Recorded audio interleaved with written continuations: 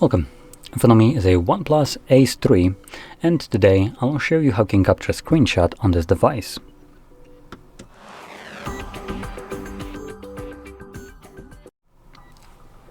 So, to get started, you will want to open up content that you wish to capture, which for this purpose I'll be using home screen as an example. So once your content is open and visible on the screen, you can press power button and volume down at the same time.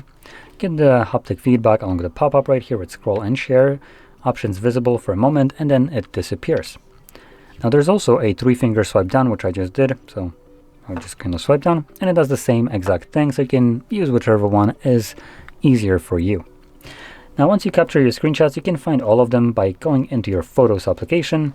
Now they will be visible on their Photos tab right here, but better way to locate screenshots is to go into Albums and album called Screenshots.